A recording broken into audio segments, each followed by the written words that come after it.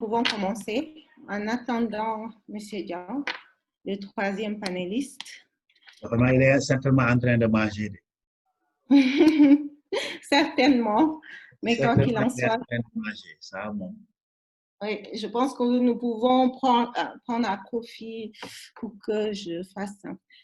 Bon, mesdames et messieurs, bonjour. Ouais, bonjour, Orna. Oui. Oui. Bienvenue et vraiment merci d'avoir répondu favorablement à notre invitation. D'abord, je vais me présenter.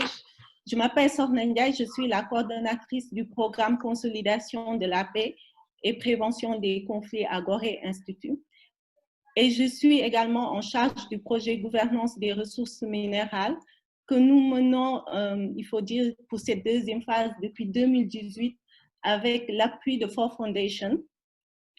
C'est vraiment un honneur et un plaisir pour moi de modérer ce premier webinaire qui entre dans le cadre des jeudis du Gorée Institute, qui est quand même ce qu'on pourrait dire un concept que nous avons développé, toujours dans cette dynamique qu'on a mis en place depuis longtemps et qui vise à favoriser le dialogue, l'échange, la concertation entre les acteurs, l'ensemble des parties prenantes, mais surtout la réflexion.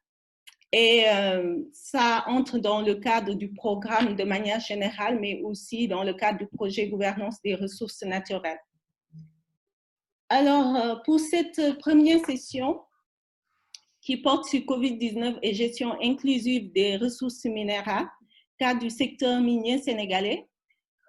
L'objectif, en fait, est d'échanger sur la situation actuelle de la gouvernance du secteur minier dans ce contexte de la COVID-19, notamment en termes d'impact, de stratégie d'endiguement, les leçons apprises, ainsi que les défis et les opportunités qu'il pourrait y avoir, non seulement pour les entreprises minières, mais également pour les communautés qui sont impactées, surtout dans les zones d'exploitation. Et je pense que maintenant, je vais introduire nos panélistes. Et encore merci pour votre engagement à vraiment s'associer toujours avec Gorée Institute. Je voudrais remercier M. Ibrahim Gueye, secrétaire général du ministère des Mines et de la Géologie, ainsi que Madame la ministre et l'ensemble des collègues du ministère. Et pour cette session, Monsieur le SG est accompagné de Madame Daou Aminata Sek, qui est la coordonnatrice de la cellule juridique, et de Monsieur Biranyan, qui est géologue et conseiller technique d'un département au sein du ministère. Et la communication de Monsieur le secrétaire général va porter spécifiquement sur COVID-19 et mesures d'endiguement du ministère des Mines et de la Géologie. À la suite de la communication de Monsieur le secrétaire général, nous aurons la communication de Monsieur Boubacar Tamba. Monsieur Boubacar Tamba est journaliste à Sud FM. Il est aussi membre du comité ITIE et chargé de communication du mouvement Publier ce que vous payez pour la session Sénégal. Il va, lui, quant à lui, axer sa communication sur COVID-19 et communautés impactées par les opérations minières, les leçons et perspectives. Et enfin, nous aurons la communication de M. Ibrahim Diao. M.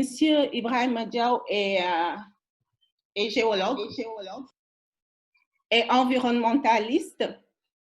Il est le directeur général d'Harmonie Group. Harmonie Group, c'est une étude et de conseil, mais aussi de pilotage de projets miniers et de projets miniers en fait au service des investisseurs et des acteurs miniers. Lui, il va articuler sa communication sur COVID-19, impact, résilience et opportunités pour les entreprises minières. Alors, je pense qu'avant de commencer, je vais vous donner quelques informations pour vraiment faciliter les échanges, entre autres. Je dois dire que chaque panéliste aura à 15 minutes au maximum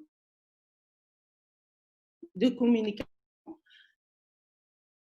On nous fera à 45 minutes de communication au total et ainsi nous aurons quand même la moitié pour pouvoir en profiter et échanger. Alors, en tant que participant, je pense qu'il faut, j'avais transmis le document, mais je vais y revenir. En tant que participant, si vous voulez contribuer et poser des questions, vous pouvez appuyer sur le bouton qui se trouve normalement en bas et sur lequel il est indiqué lever la main. Il suffit juste de cliquer sur ce bouton et par la suite, nous pourrons effectivement vous donner la parole et il y aura une fenêtre qui va s'ouvrir à votre niveau et qui va en fait vous demander d'activer le son. Et alors, dès que la parole vous est attribuée, vous pouvez vous exprimer, on vous entendra et on vous verra. Je pense que globalement, c'est tout, mais aussi pour pouvoir intervenir, si vous voulez intervenir, vous pouvez dès le début des communications lever la main, mais en tout cas, le faire avant la fin des communications ou sinon aussi, je pense que durant tout le long de la session, vous pourrez vraiment lever la main et on essaiera d'avoir le maximum de participants possible. En tout cas, c'est un plaisir de vous avoir tous. Je pense que maintenant, si Monsieur le secrétaire général est vraiment prêt, je pense que je pourrais lui donner la parole pour qu'il puisse commencer sa communication. Comme ça, on aura vraiment beaucoup plus de minutes pour pouvoir échanger. Monsieur le secrétaire général, est-ce que vous pensez que vous êtes prêt?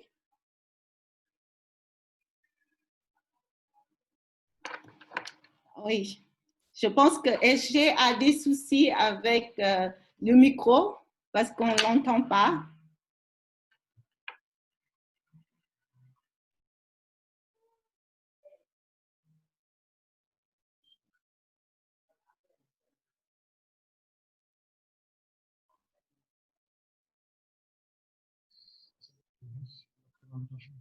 Ah, bon, j'en profite pour dire bonjour à Monsieur Diao.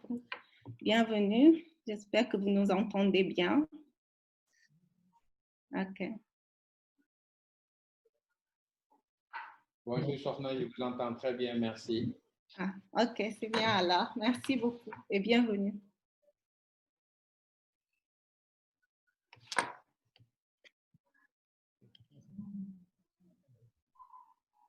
OK. Est-ce que si le SG a des soucis, peut-être qu'on pourrait commencer avec Monsieur Boubacar Tamba. Bien. Oui, c'est bon. Gorée Institut, bon, pour l'invitation que vous avez adressée, participer à cet important webinaire sur la COVID-19 et la gestion inclusive des ressources naturelles du secteur minier au Sénégal.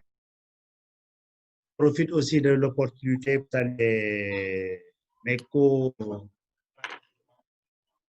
Diao et M. Tamba.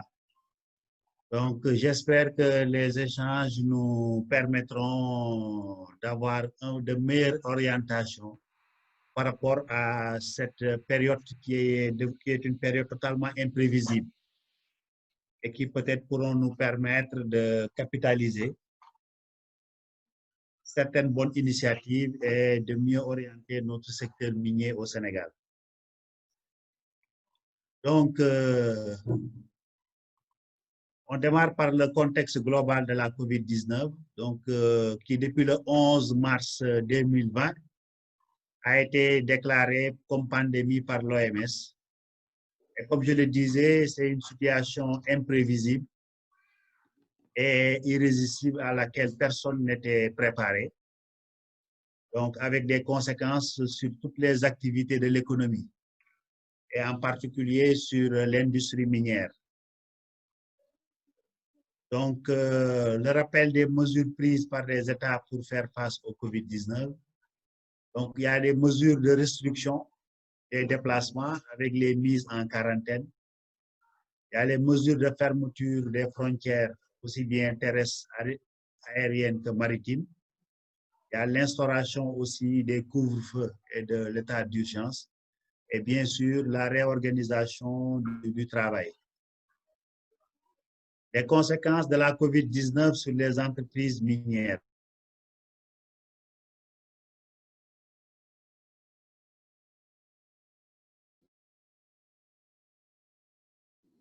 La stabilité des travailleurs, au ralentissement et à une perturbation des chaînes d'approvisionnement.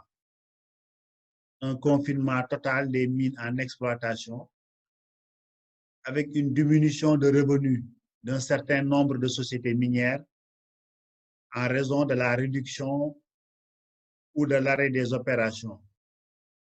On a assisté aussi à une réorganisation du travail par le biais de la réduction des heures de travail, l'annulation des rotations d'effectifs et l'instauration du télétravail. Au niveau mondial, effectivement, nous avons aussi constaté souvent, selon le cas, une chute ou une augmentation des prix de certaines substances minérales. Toutefois, l'or a su pour le moment résister aux baisses successives des bourses mondiales ces derniers jours. Toutefois, au Sénégal, force est de reconnaître que malgré la situation préoccupante, nous n'avons pas eu d'arrêt temporaire ou définitif de l'activité minière. Nous n'avons pas aussi officiellement enregistré de licenciement ou de fermeture de mines pour cause économique ou de quarantaine.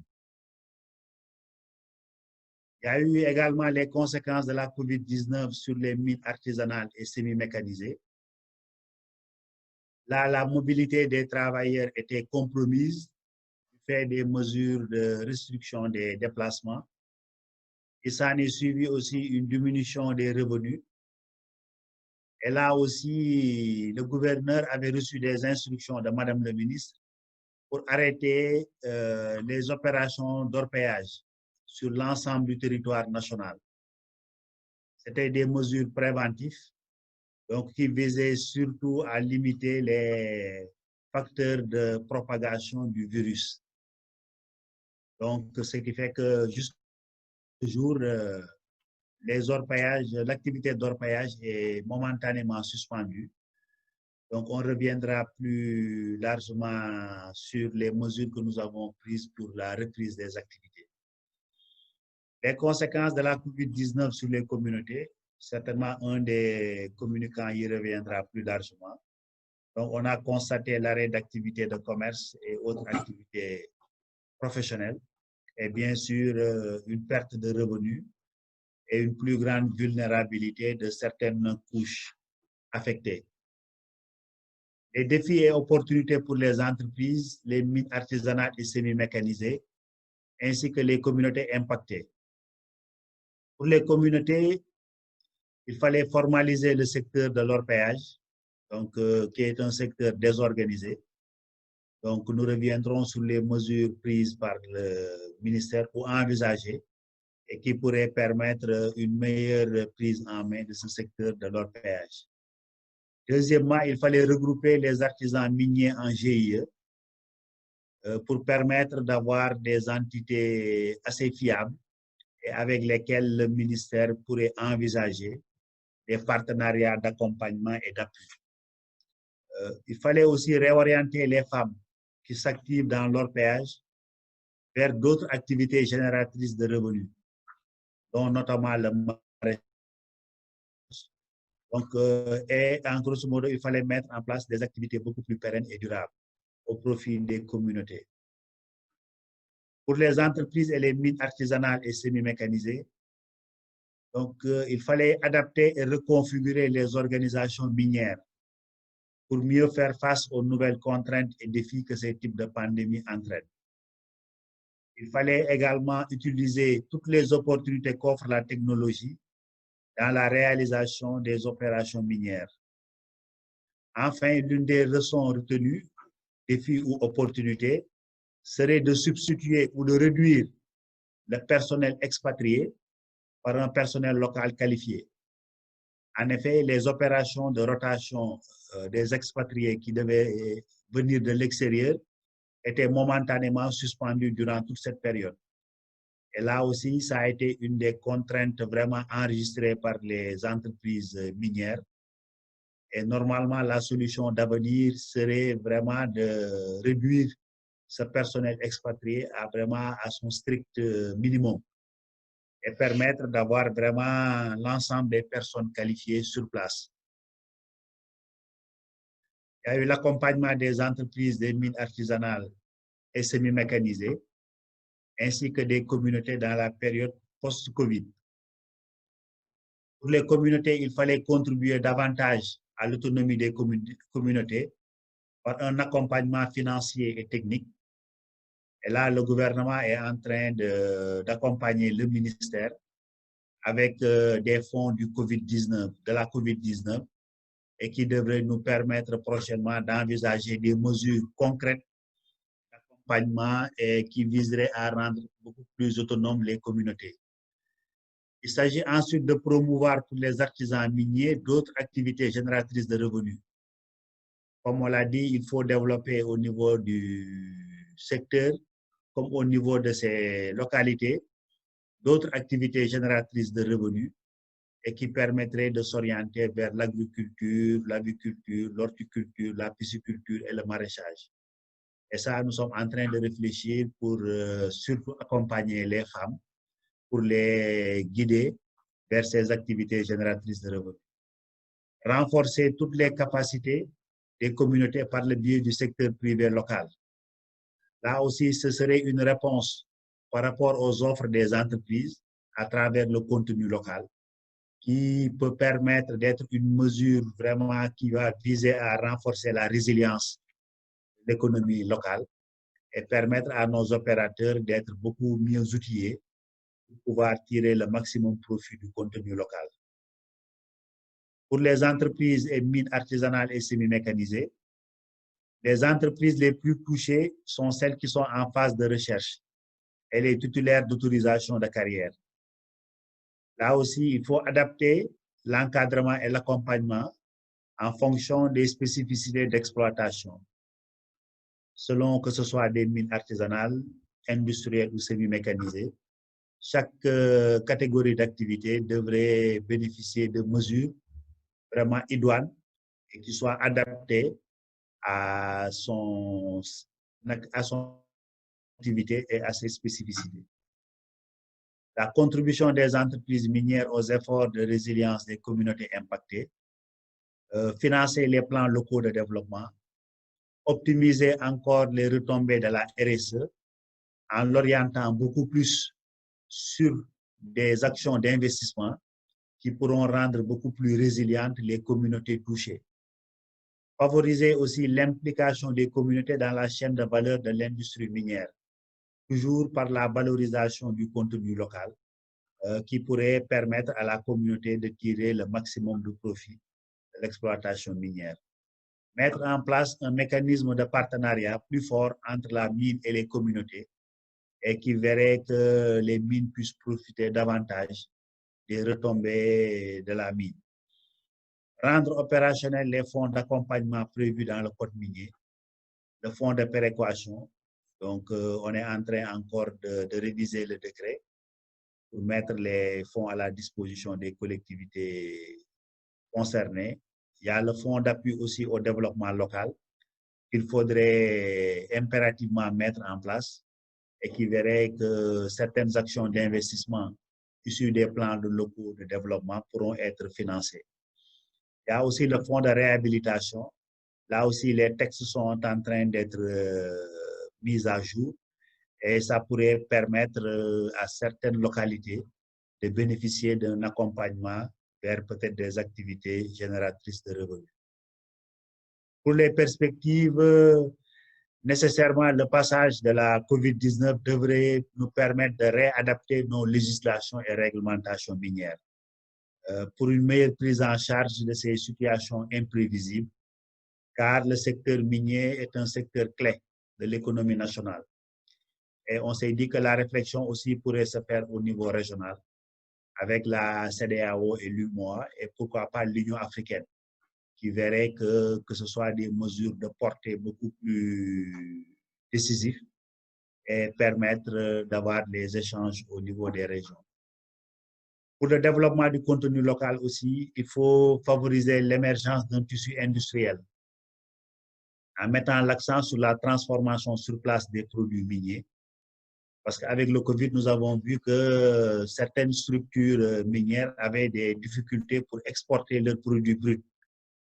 Et là, la transformation pourrait être une des solutions qui pourrait permettre qu'on puisse traverser ces types de crises sans en subir des conséquences majeures. Et ça pourrait nous permettre de rendre aussi notre économie beaucoup plus résiliente. Donc, c'était les quelques constats et stratégies que je voulais partager dans le cadre de cette après-midi d'échange. Merci de votre aimable attention. Merci beaucoup, Monsieur le Secrétaire général. Merci pour le partage des mesures prises, non seulement pour atténuer, pour prévenir la propagation du virus, mais aussi pour atténuer les effets auprès de plusieurs acteurs. Je pense que maintenant, je pourrais donner la parole à Monsieur Tamba. Monsieur Tamba, dont la communication porte sur COVID-19 et communautés impactées par les opérations minières, leçons et perspectives. Monsieur Tamba, vous avez la parole. Merci beaucoup, Sœur Nangaï. Je voudrais me réjouir de cette invitation que vous avez faite à l'endroit de ma modeste personne pour partager et échanger sur ce secteur qui nous préoccupe tous et qui nous intéresse, le secteur géoextractif. Et c'est un réel plaisir aussi de partager ce plateau avec un ami que je retrouve, M. Ibrahima Diagne, quelqu'un que j'admire beaucoup pour son sérieux, son amour pour son métier, son engagement pour le développement de ce secteur à travers ses multiples interventions dans le domaine environnemental. M. Gueye, que je n'ai pas eu l'occasion de connaître, je l'ai rencontré une seule fois. Je pense que c'était lors d'une activité de Gorée Institute à Gorée, mais que j'ai trouvé déjà très brillant. Et il vient de le montrer encore, sa maîtrise du secteur et les très belles perspectives qu'il a annoncées et pour lesquelles nous comptons nous engager, en tout cas en tant qu'acteurs de la société civile, pour que tout ceci puisse se traduire en réalité. Parce qu'en réalité, l'État ne peut pas tout faire. Je pense qu'une bonne société civile organisée entre l'État et les acteurs privés, on pourrait parvenir à régler beaucoup de choses. Moi, je vais rapidement parler de l'impact de la COVID-19 sur les communautés, mais rappeler très rapidement les différentes parties prenantes dans le cadre d'un projet minier. Je vais particulièrement m'accentuer sur deux parties prenantes, à savoir les riverains des projets miniers dont le quotidien est transformé par l'implantation d'une entreprise minière.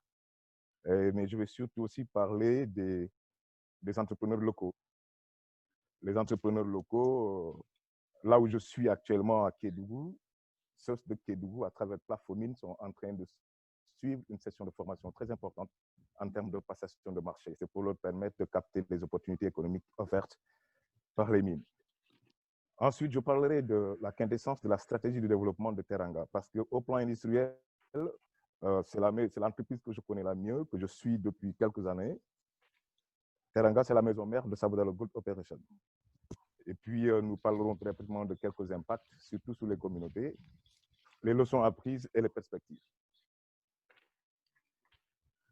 Alors, s'agissant des parties prenantes, je disais tout à l'heure que nous les regroupons en fonction de leurs intérêts et de leurs attentes. J'ai parlé des riverains, donc qui sont les habitants dont le projet transforme le quotidien, les acteurs économiques qui vivent du territoire et sur le territoire, donc les agriculteurs, les commerçants, les PME, les restaurateurs, les fournisseurs de biens et de services. Les élus locaux aussi sont considérés comme partie prenante parce qu'ils sont les relais légitimes des préoccupations des riverains sur les impacts et leurs attentes. Il y a des associations et ONG donc, qui font valoir souvent leurs compétences, leur savoir-faire à la matière. Il y a les différentes administrations, celles des mines ou de l'environnement. Il y a l'opérateur minier qui s'engage dans un projet qui s'inscrit dans une stratégie. Donc, comme je l'ai dit tantôt, ici, nous avons choisi deux parties prenantes, que sont les riverains et les acteurs économiques. Alors, par rapport aux riverains, évidemment, il va sans dire que sont nombreux à vivre justement des opportunités économiques qu'offrent ces mines. Nous venons donc d'une zone hier, celle de Karakena, que le secrétaire général doit connaître et ceux du ministère des Mines connaissent très bien. Nous avons vécu une situation sur laquelle je reviendrai tout à l'heure en parlant des impacts directs. Alors, par rapport à la stratégie de développement de Teranga,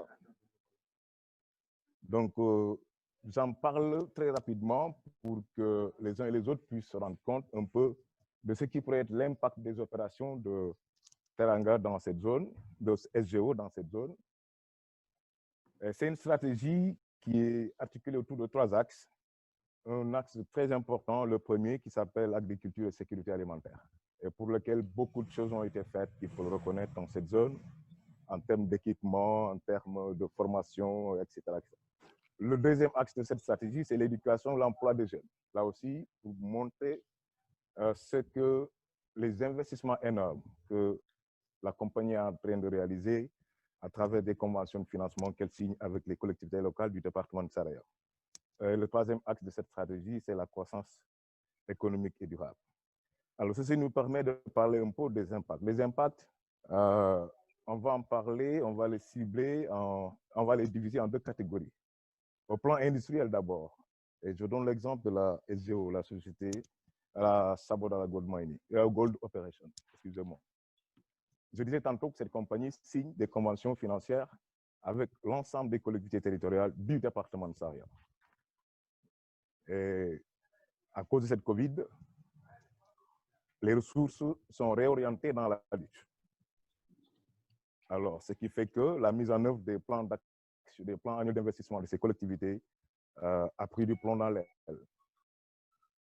Donc, pour la construction d'infrastructures solaires, de santé, hydraulique, de jeunesse, car évidemment, en 2020, je vous donne des statistiques, seuls 171 188 705 francs CFA sont mobilisés dans le cadre de ces conventions pour une prévision de 517 832 445. Vous voyez un peu l'écart. Donc, les ressources sont réallouées pour lutter contre la COVID et l'entreprise a fait un effort dans ce sens que confirmera le secrétaire général, monsieur le secrétaire général. Donc, vous comprendrez qu'en conséquence, il y a une baisse du volume des opérations dans ce domaine. Donc, même si certains chantiers de 2019 continuent encore, nous avons fait le tour hier pour regarder un peu tout ça, mais ça impacte négativement, comme je le disais tout à l'heure, sur le contenu local, notamment sur les revenus des petites et moyennes entreprises, donc des fournisseurs locaux et puis sur l'emploi des jeunes, parce que c'est eux qui s'activaient justement dans le cadre de la mise en œuvre de ces PAI. Donc, ils ont perdu beaucoup de revenus et là, ils sont en train d'espérer que les choses vont aller vite une fois après la COVID. Alors, dans ce cadre, j'ai parlé tout à l'heure de l'axe 1 de la stratégie de Teranga, donc agriculture et sécurité alimentaire. Plusieurs périmètres maraîchers avec vraiment dernier paquet technologique ont été aménagés pour les femmes de la zone de ce projet. Il y a au moins une dizaine de pays qui produisaient suffisamment de légumes et des périmètres maraîchers qui ont impacté vraiment de façon positive la vie des communautés. Parce qu'en l'espace de 3 ans, ne serait-ce que dans la production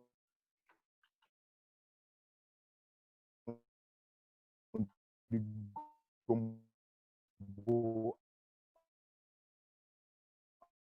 en l'espace de 3 ans, ces femmes ont déjà. Donc, les femmes sont importantes.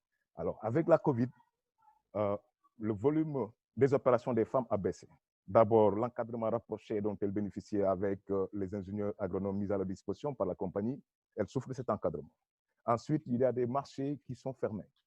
L'entreprise SGO n'achète qu'une partie de leurs produits. Donc, ça veut dire qu'elles ont revu leurs ambitions à la baisse. Donc, moins de production. Et ce qu'elles produisent pour la plupart est utilisé dans les foyers, dans les ménages, donc pour consommation directe. Alors, cette situation fait que plus du millier de femmes qui sont vraiment intéressées par ces opérations maraîchères, d'autres sont même dans des activités avicoles, hein, donc tout ceci avec l'encadrement de la compagnie, d'autres sont dans l'élevage de petits ruminants. Donc, ce millier de femmes est pratiquement réduit vraiment à tourner les pouces en cette période très difficile. Donc, elles ne peuvent pas produire suffisamment pour aller vendre parce qu'il n'y a pas de marché, il n'y a pas de circuit. Alors, dans ce domaine, il y a eu inévitablement un retard dans la formation des jeunes filles, surtout parce que dans la stratégie de Teranga, la compagnie met l'accent sur la formation des jeunes filles, notamment le fait qu'elles adhèrent aux filières scientifiques et technologiques.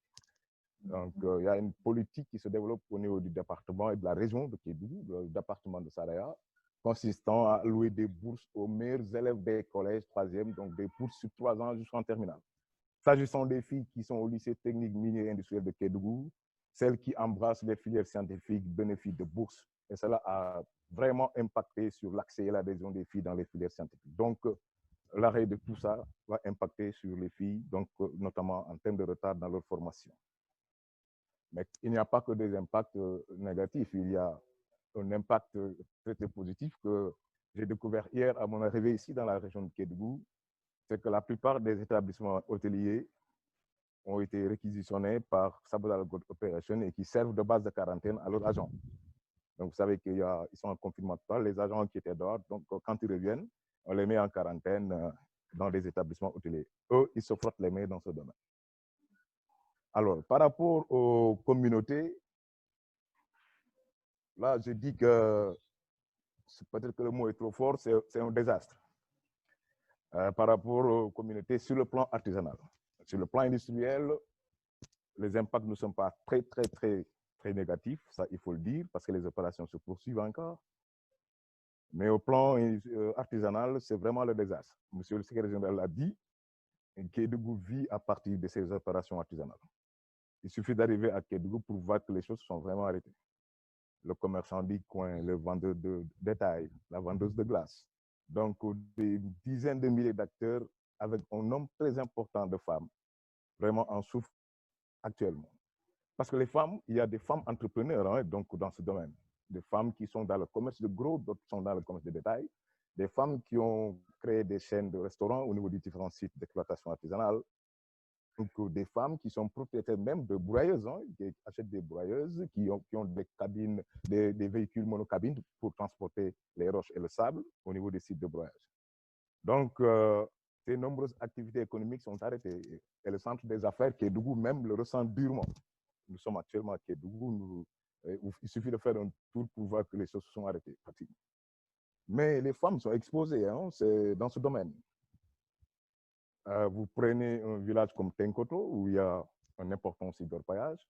Il y a seulement un mois, 2 ou 3 femmes sont décédées suite à un éboulement. Je pense que monsieur le secrétaire général est au courant. Donc, c'est des femmes qui s'introduisaient frauduleusement dans les sites d'orpaillage. Les gens n'ont pas à manger. Bon, voilà. S'introduisent frauduleusement et la conséquence, c'est ça. Donc, il y a eu un éboulement. Un ou 2 mois avant, à Bantako, la même histoire s'est produite là-bas. Donc, des femmes qui sont aussi introduites frauduleusement dans un site d'exploitation artisanale, il y a eu éboulement, 3 sont décédées. Donc, durant cette période Covid, on a eu 6 femmes qui sont décédées parce qu'elles n'avaient pas d'autres ressources, elles n'avaient pas d'autres activités, elles s'introduisaient frauduleusement dans les sites d'orpaillage traditionnels. Et voilà que elles y ont péri. Et ce qui m'a le plus frappé, c'est avec l'arrêt de ces opérations. Hier, nous étions dans un village qui s'appelle Harakhena et nous avons été surpris, vraiment surpris, ahuris, d'entendre le chef de village dire qu'il y a eu 5 personnes qui sont décédées là-bas à cause de la faim. Nous avons enregistré, nous avons les vidéos, et tout de suite, nous avons réagi en appelant le gouverneur de région, qui est le chef de l'exécutif régional, pour lui dire s'il était au courant de telles choses. Parce que parmi les 5 personnes décédées, d'après le chef du village, Sadio Tissoko, il y a une femme qui était en état de grossesse. J'avais presque les larmes aux yeux. Une femme qui a accouché tout de suite et qui est décédée. Il y a un autre homme qui est décédé. Donc je l'ai dit, elle m'a dit que c'est la faim parce que personne ne trouve à manger dans le coin. Toute leur activité était axée sur leur paillage traditionnel. Alors, si les opérations sont arrêtées alors qu'ils n'ont jamais cultivé, donc voilà, ça pose des problèmes dans cette zone.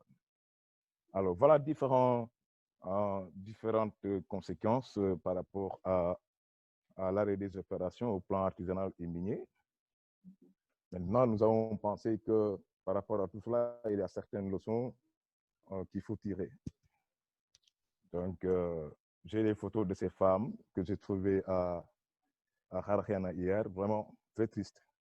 Tous les bébés, tous les enfants pleuraient parce qu'il n'y avait pas à manger, c'était triste. J'avais voulu en faire un reportage radio, mais j'ai dit que bon, mieux vaut régler les problèmes directement avec les concernés que de mettre tout un pays en haleine à cause de certaines choses et qui ne pourraient pas se régler par. Il faut être responsable. C'est un choix que j'ai fait en tant que journaliste. J'ai préféré parler au gouverneur. Tout de suite, il a réagi. Il a appelé le préfet. Ils avaient des stocks disponibles. Je pense qu'aujourd'hui, le préfet devait se rendre à Harakhiana pour que vraiment qu'ils puissent voir ensemble avec les populations qu'est-ce qu'il faut faire pour régler un peu les problèmes.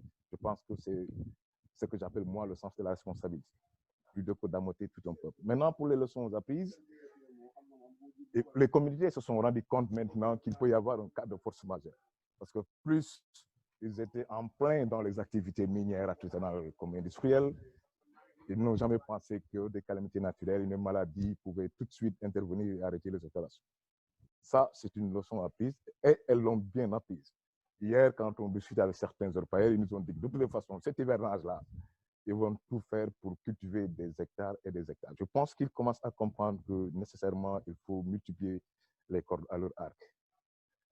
Autre chose que j'ai remarqué, que j'ai considéré comme une leçon apprise, monsieur le secrétaire général l'a dit tout à l'heure, l'alimentation du fonds d'appui et de péréquation aux collectivités territoriales et du fonds de développement local. Ça aurait pu être un plus si ces fonds étaient alimentés, notamment par rapport aux collectivités territoriales de cette région. Elles allaient avoir beaucoup plus de facilité à mobiliser de l'argent pour intervenir dans le cadre de la lutte contre la COVID-19. Et je pense que ça, c'est une bonne leçon. Et il a dit, heureusement, qu'ils sont en train de prendre toutes les dispositions, le décret est en cours, c'est fort heureux et qu'ils peuvent compter sur nos disponibilités pour les accompagner dans ce sens. L'autre leçon apprise, c'est de la part de ces artisans miniers. Ils sont convaincus que la dilapidation de leurs revenus, ils ne songent guère à épargner. Ça aussi, c'est une leçon apprise. Vous voyez un artisan minier qui gagne tout de suite 2 millions, dans 2 jours, il n'a pas un franc. Ça aussi, c'est une leçon apprise. Et tous me l'ont dit, que si les opérations reprenaient, ils vont s'organiser en conséquence, ils vont vraiment tout faire pour que, non seulement qu'il n'y ait pas que l'orpaillage comme activité, mais qu'à côté de l'orpaillage, qu'il y ait d'autres activités, telles que le développement agricole dont on parlait tout à l'heure. Maintenant, l'autre leçon, c'est qu'il faut une meilleure organisation du sous-secteur artisanal et semi-mécanisé. Fort heureusement que le secrétaire général l'a dit. Je pense que nous avons proposé de faire une étude de diagnostic du secteur artisanal. Tous les problèmes qu'il y a dans cette région de Kédougou sont liés à ce secteur. Il y a moins de problèmes au niveau industriel, mais tous les problèmes, c'est au niveau artisanal. Et pourtant, c'est un secteur qui génère énormément d'argent. Donc, mieux organisé, comme le ministère l'a tenté, donc avec l'instauration de la carte d'orpailleur, avec l'instauration des comptoirs d'achat, nous avons proposé, et nous allons leur faire parvenir le document, une étude, une radioscopie du secteur. Depuis ces réformes, donc proposées il y a 4 ou 5 ans, qu'est-ce qui a été fait, qu'est-ce qui n'a pas fait, pour un peu, voilà. Et puis, l'autre leçon, c'est qu'il ne faut pas surtout compter que sur les opérations minières pour développer un terroir. Peut-être que ça, c'est une autre leçon apprise. Et maintenant, dans les perspectives, très rapidement, comme monsieur le secrétaire général l'a dit, je pense qu'il faut alimenter ces fonds, les différents fonds. Le fonds d'appui et de péréquation aux collectivités territoriales, ce sera en plus le fonds de développement local, ce sera vraiment bien. Et tout de suite, le fonds de réhabilitation des sites miniers. Je pense que ça, c'est une excellente idée. Il faut aller vers l'alimentation de ces fonds. Il l'a dit, il faut prévoir des fonds spéciaux au niveau collectivité territoriale pour faire face à des cas de force majeure. Donc, les fonds spéciaux vont être déduits de ces différents fonds dont je viens de parler tout à l'heure. On ne sait jamais, ce sera une sorte d'épargne, quoi. Donc, on ne sait jamais. Donc, diversifier les activités économiques en faisant avancer surtout le front agricole. Parce que les gens oublient que la région de Kédougou a une vocation agricole. Et on n'organise pas, on laisse toute la région être envahie par des orpailleurs, finalement, on n'aura plus de terre à cultiver dans cette zone et ça va être la catastrophe. Maintenant, il faut faire un plaidoyer pour un programme spécial. Et ça, vraiment, je m'inscris dans cette dynamique de soutien aux activités économiques des femmes, surtout. Renforcer, étendre un programme comme EPC, qui est en cours dans cette région, Épargner pour le changement, un programme très intéressant que l'ONG La Lumière a mis en œuvre ici. Renforcer ce genre d'initiatives, construire des magasins de stockage de produits céréaliers, construire des marchés, renforcer les capacités des femmes à leadership. Donc, je pense qu'entre autres perspectives, si l'on s'inscrit dans cette dynamique, on pourrait peut-être contribuer à un peu endiguer le mal, le très grand mal qu'a été ce petit machin, la COVID-19. Merci de m'avoir suivi. Ah, merci, Monsieur Tamba, vraiment, merci d'avoir exposé si clairement la situation actuelle du Covid et les impacts sur les riverains, et particulièrement les femmes des décès regrettables, quoi qu'on puisse dire, et aussi d'avoir partagé les initiatives qui sont en cours, les leçons apprises et les perspectives. Avant de donner la parole à M. Ibrahim Diaw, je vais annoncer la présence de M. Doudou Dia, notre directeur exécutif qui vient de nous rejoindre. Bienvenue, M. Dia. Alors, je vais donner maintenant la parole à M. Ibrahim Diaw, dont la communication va porter sur COVID-19, impact, résilience et opportunités pour les entreprises minières. Monsieur Diaw, vous avez la parole et merci.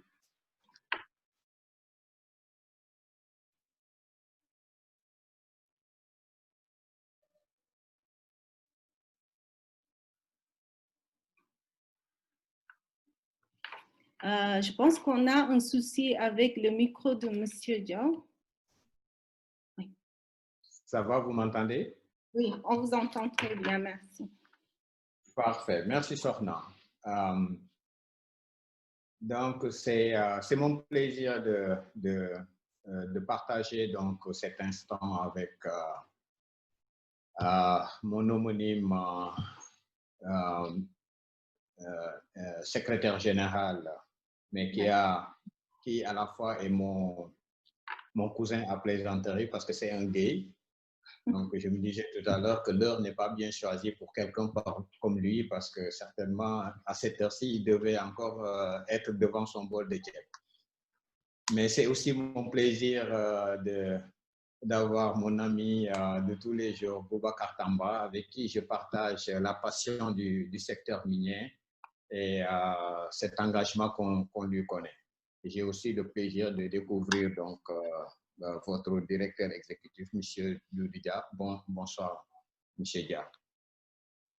Alors, si je comprends bien, pour faire apparaître mon dé, s'intitule COVID-19, impact, résilience ou apport et opportunités pour les entreprises minières. Diapo. Oui. Diapo suivante. Voilà, en guise d'introduction, donc, la structure de la présentation était très simple. Je vais d'abord parler des impacts, ensuite des apports des compagnies minières et enfin de présentation, je parlerai des opportunités ou des challenges. Donc, pour introduire donc, ce thème, je vais juste rappeler que les entreprises minières ne sont pas une exception. Donc, cette crise de COVID-19, cette pandémie, non, diapo précédente, cette pandémie, elle est globale et elle affecte les entreprises dans leur organisation et dans leur fonctionnement.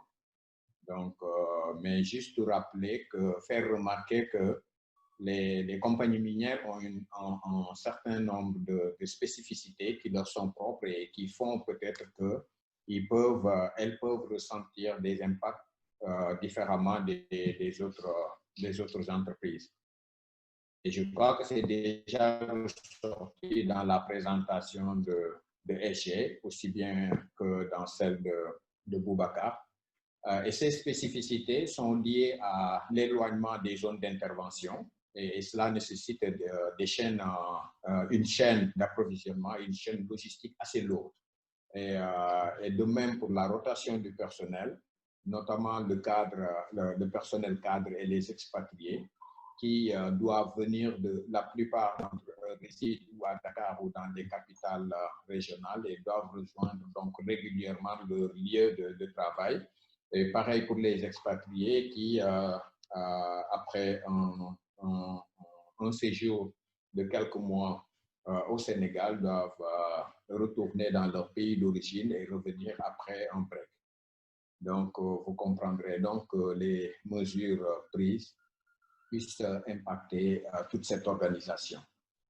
Mais aussi, parmi ces spécificités, il y a un besoin de maîtrise totale des normes et procédures liées à la sécurité, à l'hygiène, la santé et l'environnement. Ces besoins de maîtrise sont liés au fait non seulement que une entreprise, quel que puisse être son secteur, a besoin de maîtriser les aléas qui peuvent compromettre la chaîne de production ou le bien-être de ses employés. Mais en plus, la plupart des compagnies minières sont des compagnies listées en bourse. Et à ce titre, donc, un passif environnemental ou sécuritaire ou de nature sanitaire peut avoir des impacts sur la valeur de la cotation en bourse. Donc, les compagnies minières font énormément attention à ces aspects-là. Diapo, s'il vous plaît.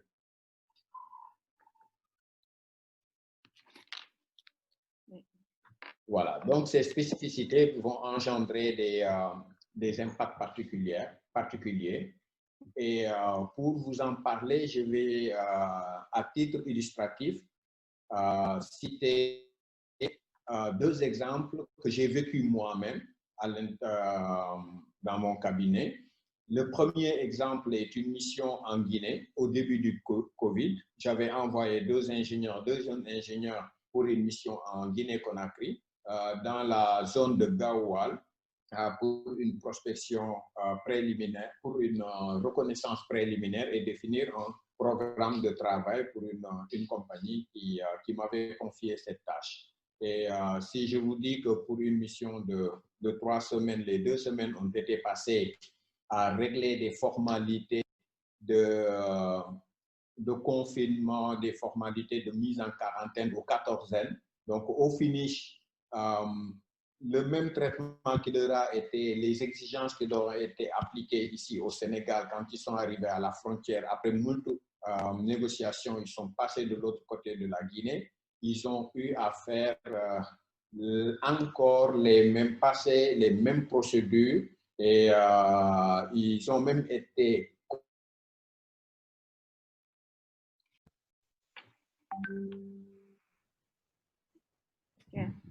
On peut partager, je pense, la communication. Je pense qu'on va devoir patienter 1 minute pour voir.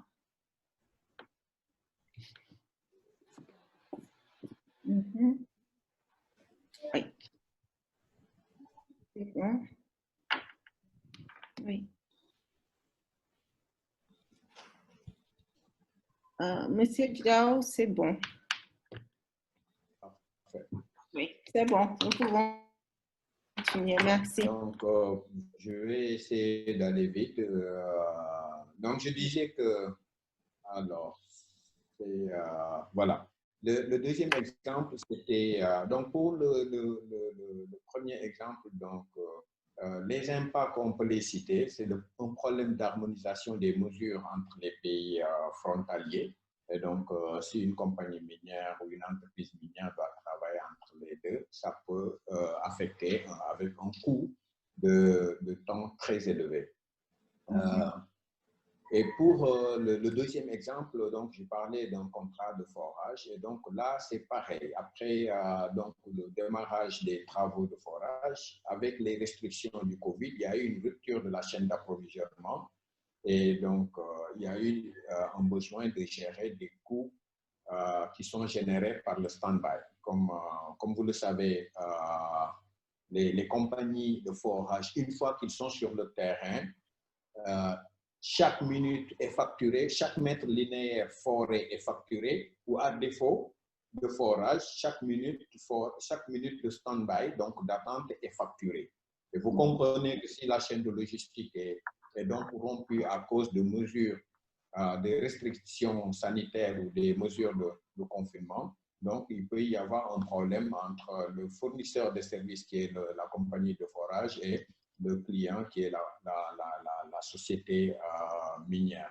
Mais bon, il y a toujours des possibilités de trouver des ententes, mais ce n'est pas facile. En tout cas, il y a des coûts, il y a des impacts qui sont à supporter, même si un terrain d'entente se trouve. Ce sera juste un partage de ses coûts entre les deux, ou alors l'un va, selon que son contrat était plus favorable, lui était plus favorable, il va donc, l'une des parties va subir plus que l'autre. Mais en tout cas, les impacts sont là. Donc, ça, c'était les deux illustrations. Mais de manière générale, les restrictions sanitaires ont généré des impacts sur, on peut tirer donc de cela ces impacts que je vais citer et qui sont liés aux restrictions sanitaires. L'impact sur la fonction de management, c'est-à-dire les rotations du personnel, surtout le personnel expatrié, mais le personnel qui constituent les shifts, donc des gens, comme je l'ai dit tout à l'heure, qui doivent, après un séjour sur le terrain, rejoindre leur famille et revenir, se sont retrouvés à avoir des rotations beaucoup plus longues. Et certaines compagnies ont même eu senti le besoin de les motiver davantage pour donc compenser un tout petit peu. La plupart des camps ont été mis, le secrétaire général l'a dit tout à l'heure, ont été mis en confinement. Donc, le personnel est resté au camp. Et pour certains, ça dure maintenant plus de 2 mois. Sur le plan de la production, donc la deuxième fonction de l'entreprise, la fonction de production, ça, donc, c'était les impacts sur la fonction de management. Maintenant, les impacts sur la fonction de production. L'approvisionnement étant devenu difficile, effectivement, les coûts de production vont augmenter. Et donc, pour vous donner un exemple, les analyses des échantillons sont retardées parce qu'acheminer les échantillons et les traiter en période de confinement, c'est devenu une problématique un peu difficile à gérer. Pour la fonction commerciale, c'est la fonction la moins touchée pour les compagnies minières parce qu'elle a pu être compensée avec le télétravail. Par contre, pour rejoindre ce que Boubacar a dit tout à l'heure, la responsabilité sociétale vis-à-vis des communautés riveraines s'est imposée pratiquement aux compagnies minières qui ne pouvaient pas croiser les bras et laisser les communautés riveraines les abandonner à elles-mêmes. Diapo suivante. Et donc, ça nous amène à qu'est-ce que ces compagnies ont eu à faire, c'est-à-dire les mesures d'adaptation et d'atténuation et les apports qu'ils ont eu à apporter. Et ça, je l'ai abordé sous 2 angles. L'angle de la résilience externe, c'est-à-dire la RSE de crise. Boubacar a parlé tout à l'heure d'une réorientation d'une partie des budgets vers le fonds Covid ou vers des fonds similaires. Mais il convient de signaler aussi qu'il convient donc de signaler que la contribution au niveau national à travers le fonds Covid-19 et d'autres dons, ce matin, juste avant qu'on commence ce webinaire, le directeur de GCO de Teranga, Abdulaziz, mon ami Abdulaziz, ici était à une cérémonie de remise d'un analyseur e-flash 3000 et des réactifs pour 10 000 tests au profit de l'hôpital FAN. Donc, juste pour illustrer au niveau national ce que les compagnies minières ont fait. Et le secrétaire général peut-être pourra nous donner les chiffres exacts, mais moi-même, je faisais partie de la délégation qui était allée remettre les chèques des compagnies minières et c'était au nom de l'association des ingénieurs géologues. Mais je crois qu'il y avait une moisson qui n'était pas loin de 4 milliards qui a pu être collectée au profit du fonds Covid-19.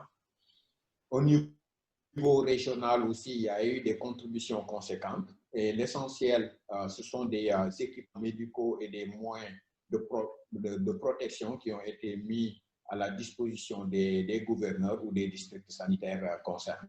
Et maintenant, au niveau communautaire aussi, il y a eu beaucoup de kits sanitaires. Je crois que l'essentiel, la plupart des compagnies minières ont eu à faire cela. La distribution de kits sanitaires, la distribution de vivres et aussi même des visites médicales. Certaines compagnies ont eu à financer des visites médicales pour pouvoir aider les communautés à détecter des cas de COVID et prendre les mesures qu'il faut assez tôt. Et donc, Boubacar, je te présente mes condoléances. Je sais comment tu es lié à ces communautés pour ces personnes qui sont décédées. Et je crois que c'est une information de taille à partager avec les compagnies minières parce qu'elles sont toutes engagées à pouvoir atténuer ce genre de situation. Elles sont conscientes de ce risque. Et moi, j'ai eu à le souligner le premier jour où Madame le ministre a eu l'amabilité de nous inviter pour qu'on donne nos points de vue. Et je disais que ce n'est pas la maladie en tant que telle qui est le plus gros danger, mais le jour où la chaîne de logistique va être rompue, on va devoir faire face à un phénomène beaucoup plus grave. C'est la faim qui sera le risque le plus élevé. Et donc, vos dires le confirment, mais je crois que des dispositions sont déjà prises au niveau de chaque compagnie, en tout cas les grandes compagnies, et elles sont toutes prêtes à faire quelque chose. Elles l'ont déjà commencé, mais pour le cas de Kharé-Khena, donc je crois que si elles sont au courant, elles ne manqueront pas de réagir à la mesure de la gravité de la situation. Mais non, pour parler de la résilience au niveau interne, je crois que chacune des compagnies a eu rapidement à mettre en place une stratégie de planification et de mise en œuvre de programmes de gestion de la crise. J'ai parlé tout tantôt du confinement des sites, des contrôles au niveau des accès et des mesures spécifiques pour l'approvisionnement. Par exemple, il y a certaines compagnies, même les fournisseurs de légumes et d'autres denrées, des fournisseurs de denrées alimentaires, ils viennent jusqu'au portail déposer les denrées et s'en retourner pour éviter le contact avec l'extérieur. Et des mesures particulières sont prises pour que chaque marchandise qui entre soit traitée comme il se doit pour éviter ça. Donc, des dispositions très rigoureuses ont été prises pour gérer cette crise. De même, la coordination au niveau continental et mondial. Je veux juste, par exemple, à titre illustratif, dire que certaines compagnies comme Barrick, Randgold, par exemple, qui est présente au Sénégal, au Mali, au Burkina, en Guinée et en Afrique centrale, chaque jour que Dieu fait, maintenant, AM Gold aussi le fait, une fois tous les 3 jours, maintenant c'est devenu une fois toutes les semaines. Tous leurs projets sont en conférence call et chacun présente les statistiques. Et donc, on se retrouve dans une situation où la compagnie minière ou les compagnies minières ont une vue plus large même que les États sur ce qui se passe au niveau du COVID au niveau sous-régional. Je crois qu'il y a là une très belle opportunité à saisir de collaboration avec les organisations sous-régionales telles que l'UEMOA, la CEDEAO et autres pour capitaliser en fait les leçons qui peuvent être apprises. Et une compagnie avec laquelle dont j'ai discuté avec le country manager m'avait par exemple décrit la situation en me disant bon, qui se compare c'est des hommes mais qui se regardent se consolent. Il me dit au Sénégal la collecte, le traitement de l'information et la structure dans laquelle l'information est restituée doit être un cas de benchmark dans tous les autres pays, parce que quand je suis en conférence call et que les gens présentent, moi je fais ma présentation, les autres compagnies, les autres country managers font leur présentation, on voit la différence. Et certains se sont même prononcés sur la qualité du traitement de cette information pour le Sénégal a tous les outils d'aide à la décision pour pouvoir prendre des mesures efficaces et développer des stratégies de communication et des stratégies d'amélioration de la... S'il vous plaît. Monsieur Diaw. Je crois que c'est la dernière. C'est la dernière. Oui. Bon, c'est illustratif pour montrer ce que une compagnie Barrick, Brand Gold, les points verts, c'est là où des vivres ont été distribués. C'est à titre illustratif, juste pour dire que c'est pour montrer les résiliences, les initiatives en externe que les compagnies ont prises. Et les points rouges, c'est les kits sanitaires. Bon, maintenant, oui, c'est bon, vous pouvez y aller. L'autre diapo, qui est l'avant-dernière, je crois. Donc maintenant, si on tire les leçons de tout ce qui précède, en termes d'opportunités, on peut distinguer les opportunités au niveau international. Si on voit ce qui se passe aujourd'hui, bon, certainement, c'est des prémices qui existaient, mais le Covid financière entre les pays occidentaux, notamment les USA et les États-Unis et l'Australie en particulier, et la Chine en matière de politique commerciale des ressources minérales. Et j'ai cité ici l'exemple des minéraux lourds et l'exemple des terres rares. Donc, la Chine en est la principale consommatrice, et l'Australie et les États-Unis l'un des principaux fournisseurs. Ils ont refusé maintenant de fournir des matériaux de la ressource brute à la Chine. Et donc, la Chine va devoir se redéployer. La Chine est en train de mettre en place une stratégie de redéploiement vers l'Afrique. Ce qui peut constituer bien sûr une opportunité pour les pays africains, mais aussi une menace pour ces pays, selon maintenant les politiques qui sont mises en place ou le leadership existant. Diapo suivant. Voilà, donc au niveau national maintenant, en termes d'opportunités, moi je pense que ce qui a été fait, les situations qui se sont présentées, la solidarité spontanée qui a été développée, constitue une opportunité pour améliorer la perception des compagnies minières par les administrations et par les communautés, mais aussi une amélioration des relations avec les communautés, non seulement la perception, mais aussi les relations effectives entre les compagnies minières, les communautés et les administrations. Mais aussi, comme opportunité, il importe de profiter de ce rapprochement pour changer de paradigme. Parce qu'au lieu que les compagnies minières s'installent et fonctionnent en vase clos, je pense qu'il serait important de développer des stratégies pour que les compagnies minières puissent apprendre des communautés locales, parce que les communautés locales ont des fois des façons de voir qui peuvent profiter aux compagnies minières. Je parle de cosmogonie locale, juste pour vous donner une illustration. Au Sénégal, quand quelqu'un vient au monde, on dit de faire gagner ses adonnes.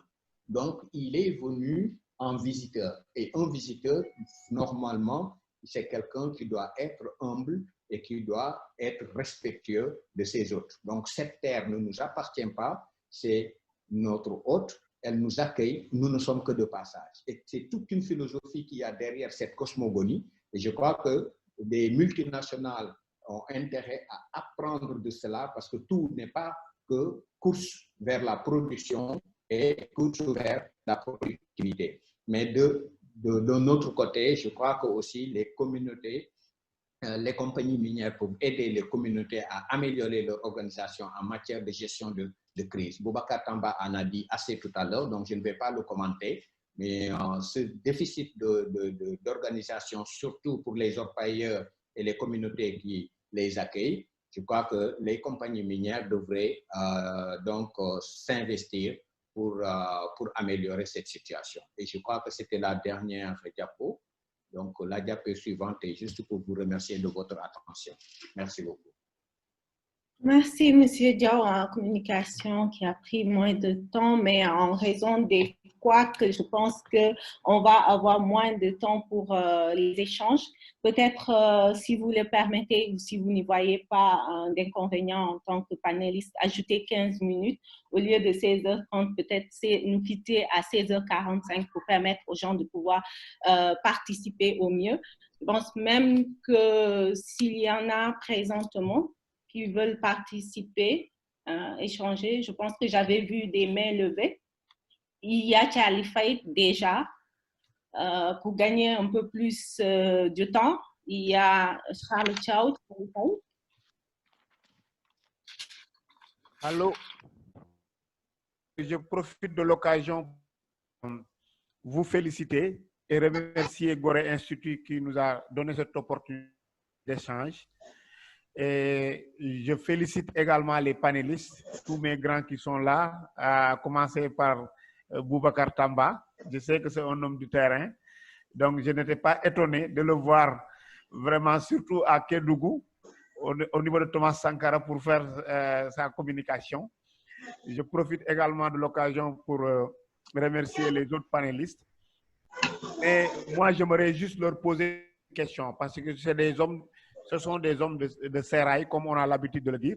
Aujourd'hui, est-ce qu'il n'est pas opportun de repenser, c'est-à-dire notre politique minière, surtout en ce qui concerne, par exemple, la valeur ajoutée au niveau local? Parce qu'aujourd'hui, l'or est une valeur refuge.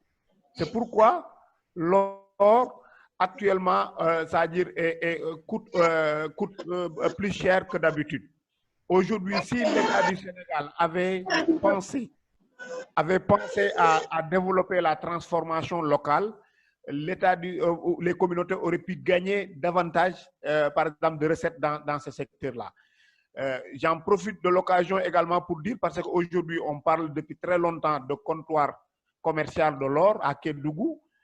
Jusqu'à présent, on ne peut pas l'avoir. Aujourd'hui, si c'était le cas, est-ce qu'il ne serait pas opportun d'avoir au moins, par exemple, des unités de transformation au niveau local qui pourraient permettre de booster le marché au niveau national et de faire gagner le Sénégal beaucoup plus d'argent? Vous avez parlé des fonds, je suis parfaitement d'accord sur cela, mais aujourd'hui, il est opportun que ces fonds-là soient redéployés pour que les gens puissent faire bénéficier ça aux communautés. La dernière intervention revient au fait de parler un peu du contenu local. Est-ce qu'il ne serait pas nécessaire également de repenser la notion de local, comme on avait l'habitude de le dire, puisqu'on est dans la communauté de l'UEMOA? Aujourd'hui, la COVID a montré la pertinence d'avoir des entreprises au niveau de services au niveau local. Comme ça, tout ce qu'il y a comme approvisionnement au niveau local, ces entreprises-là pourront satisfaire à ces besoins-là sans pour autant pouvoir se déporter parce qu'à un moment donné, tout ce qu'il y avait comme transport, ça a été coupé. Et donc aujourd'hui, si on avait développé des mastodontes au niveau local, ça allait plus bénéficier non seulement aux communautés, mais également il n'allait pas y avoir de rupture dans l'approvisionnement au niveau de la mine. C'est ce que j'avais à dire. Je vous remercie. Merci, Charlie. Je pense qu'on peut donner la parole à M. Charles Chow.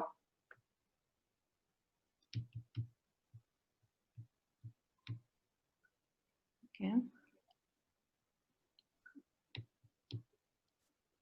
Oui. Monsieur Chow, oui, bon, c'est bon maintenant. Alors, bonjour à toutes et à tous. Merci de m'avoir donné l'opportunité de m'exprimer ce soir. Je remercie cette initiative et je remercie également Gorée Institut et son directeur. Je remercie également M. Boubacar Tamba à qui je vais dire un petit coucou et présenter par la même occasion mes condoléances parce qu'après tout, je connais un peu la zone de Kédougou. Je suis de Tamba. Donc, bonjour également à tous les autres panélistes.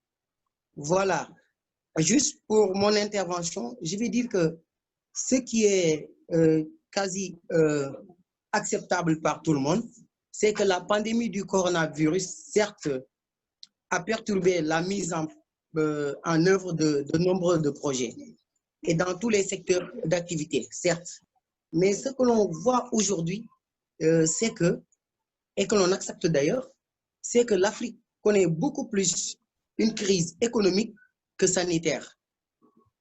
Alors, jusque-là, je me demande, face à cette situation dont Boubacar Tamba nous a fait part tout à l'heure et qui nous écœure tous, est-ce que les acteurs concernés ont essayé de remédier à ces genres de situations pour ne pas que cela se répète davantage? Parce que ce qui est sûr et certain, que ça a déjà eu lieu auparavant. Alors, jusque-là, moi, des fois, je me demande comment est-ce que ce que j'appelle le grenier, en quelque sorte, du Sénégal, c'est pas parce que le Kédougou est véritablement le grenier, mais c'est parce que le Sénégal puise beaucoup de ressources financières dans la zone de Kédougou. Alors, comment cela puisse être que jusque-là, au XXIe siècle, Kédougou fait bénéficier à l'État du Sénégal de beaucoup de milliards et jusque-là, la faim y existe toujours. L'extrême pauvreté est toujours au quotidien. Des gens ne mangent pas jusqu'au XXIe siècle à Kédougou. Là, il y a problème. Je me demande après tout quels sont les acteurs concernés et est-ce qu'en termes de responsabilité sociétale d'entreprise, les entreprises minières font véritablement leurs actions là-bas. Donc, j'aimerais au moins avoir quelques réponses à propos de cela, si vous pouvez me permettre d'en rajouter juste une toute petite question. Si vous pouvez m'apprendre. Il y a beaucoup d'intervenants qui patientent. Si vous permettez qu'on puisse vraiment leur permettre de pouvoir poser des questions. Ok, d'accord. Donc, je vous remercie. Merci beaucoup. Merci à vous et merci pour les questions. On va présentement donner la parole à Madame Sophie Ndiaye.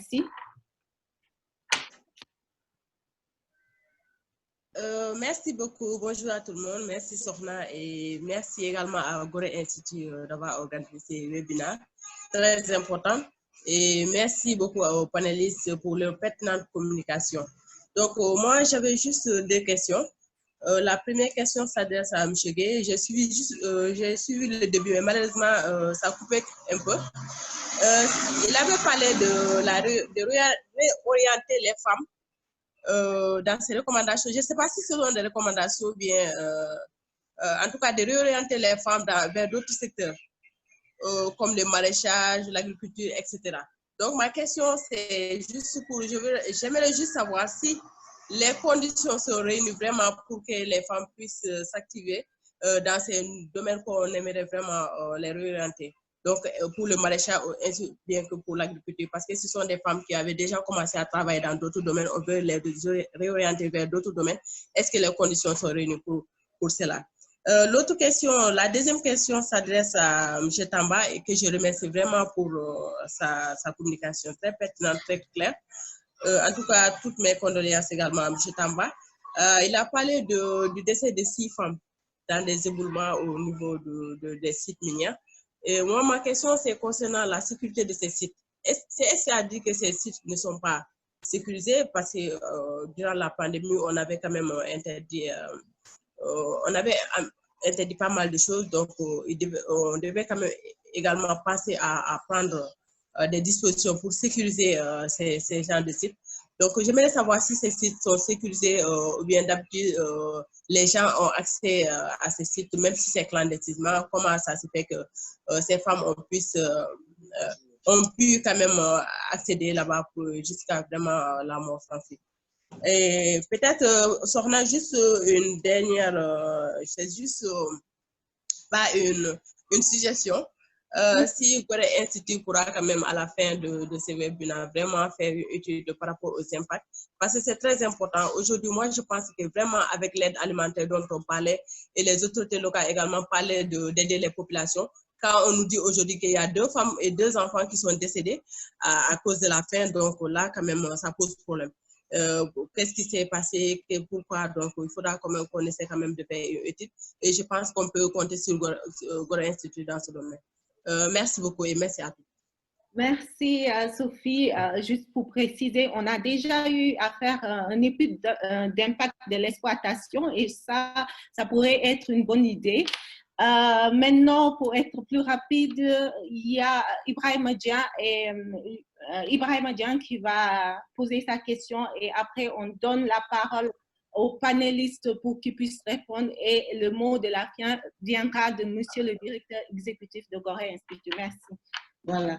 Alors, on donne la parole à... Le micro est ouvert, c'est bon? Madame Diallo.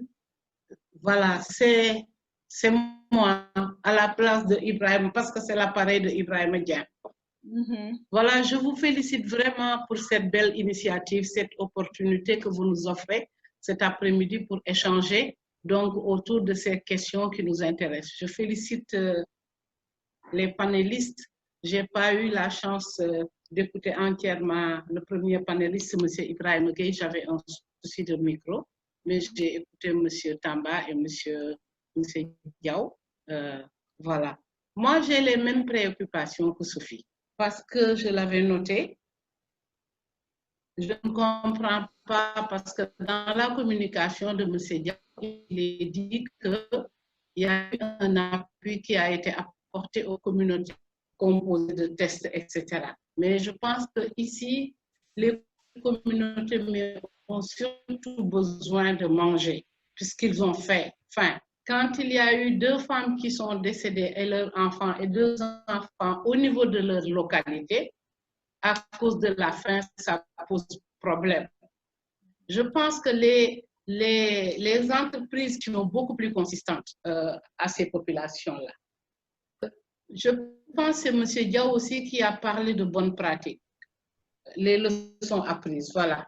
Les leçons apprises, j'étais en train de dire aussi également, est-ce qu'il n'y a pas de bonnes pratiques qui ont été relevées, telles que le retour, comme les centres zones d'extraction ont été fermés, bien qu'il y ait eu des éboulements de terrain après qui se sont soldés par des pertes de vies humaines. Ben, j'ai dit donc les bonnes pratiques, qu'est-ce qu'on a relevé comme bonnes pratiques, ne serait-ce que le retour des femmes à la maison pour surveiller les enfants, s'occuper de l'éducation des enfants, etc. Ça, c'est une bonne pratique aussi. On a autant besoin, ce qu'il a décrit dans les leçons apprises là, mais on avait besoin également de savoir s'il y a eu des bonnes pratiques qui ont été relevées. Je vais brièvement peut-être relater l'expérience du groupe Riposte Sénégal pour le Covid-19, des organisations de la société civile dont le groupe de travail dirigé par Sophie est membre. Nous sommes actuellement 65 organisations de femmes et une quarantaine de personnes qui ont adhéré donc à cette initiative. Et nous avons eu, avec l'appui du Bureau des Nations Unies, l'appui du HCDH, l'appui de l'Agence de sécurité de proximité et d'autres personnes de bonne volonté qui nous ont apporté leur appui dans l'anonymat. Nous avons pu couvrir 350 familles au niveau de la région de Dakar, des 4 départements. C'est dommage, on n'avait pas la possibilité d'étendre nos actions dans les autres régions, mais nous avons mis en place une nouvelle stratégie pour toucher d'autres régions telles que Tamba, Kolda, les régions du Sud, où vraiment les zones enclavées, les populations font face à de très graves difficultés. Je me disais que dans cette même lancée, peut-être que l'association, si Aïda est là, Women in Mining, qui est membre de ce groupe Riposte, ils peuvent créer également un sous-groupe de groupe Riposte des femmes in mining pour pouvoir appuyer davantage ces femmes qui sont dans ces communautés et qui continuent à subir toujours des violences et qui continuent leurs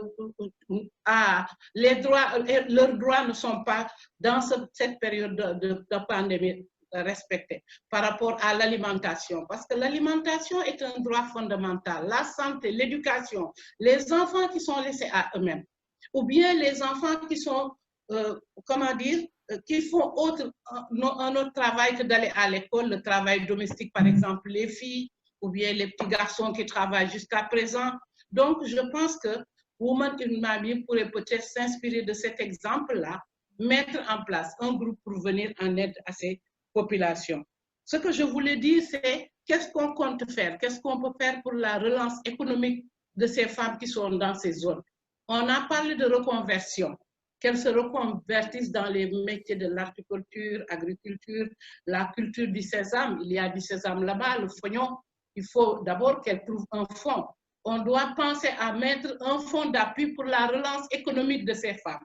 Je conclus parce que je vois Sohna qui est un peu pressée. Voilà, donc j'en profite pour vous remercier. J'ai tellement de choses à dire parce que c'est tellement passionnant, mais je vous félicite, je vous remercie et je salue respectueusement le directeur, M. Diao. Merci beaucoup. Excusez-moi d'avoir abusé de votre temps. D'accord, et excusez-nous, en fait, c'est le temps imparti. Oui, je sais. Merci beaucoup. Je pense qu'à présent, nous pouvons donner la parole aux panélistes, mais avant, je donne juste pour quelques minutes la parole à M. Dia qui veut également poser une question éventuellement ou contribuer. M. Dia, vous avez la parole. Merci Sorna, et bonjour à tout le monde. Merci à M. Gueye Ibrahima, secrétaire général du ministère des Mines, à M. Ibrahima Diaw et M. Tamba Boubacar, qui ont bien voulu répondre à notre invitation. Et je précise qu'ils ont fait preuve aussi d'extrême générosité dans les interactions avec Sorna et l'équipe. Donc, ceci dit, en fait, c'est une série de webinaires qui essaie de créer une plateforme d'échange. C'est important pour nous parce que, comme on le dit, la thématique, c'est la gestion inclusive. Et qui dit gestion inclusive parle de gestion aussi où les populations sont au cœur de l'action. Monsieur Gueye a fait état des fonds, des différents fonds. Monsieur Diaw, dans son intervention, a mis l'accent sur le renforcement de la résilience des populations. Et monsieur Tamba a mis en exergue des éléments factuels, un bon journaliste de terrain d'investigation, donc des éléments factuels. Et à mon sens, je pense que le COVID-19, comme tout le monde, nous a surpris, mais après 3 mois, on doit trouver encore des stratégies pour renforcer la capacité de résilience des populations. Parce que je donne l'exemple des fonds. On a peut-être 3 fonds. Le fonds d'appui aux collectivités locales, le fonds d'appui et de péréquation destiné aussi aux collectivités locales, et le fonds de réhabilitation. Donc, et je pense que tous ces fonds concourent un petit peu au profit des communautés. Et présentement, je pense que ces fonds doivent permettre de renforcer la résilience des populations. Parce que, à mon avis, nous sommes en face de 4 enjeux. Un enjeu sanitaire, donc, qui est là, qui est pris en aide. L'enjeu économique, il y a un enjeu alimentaire et un enjeu sécuritaire.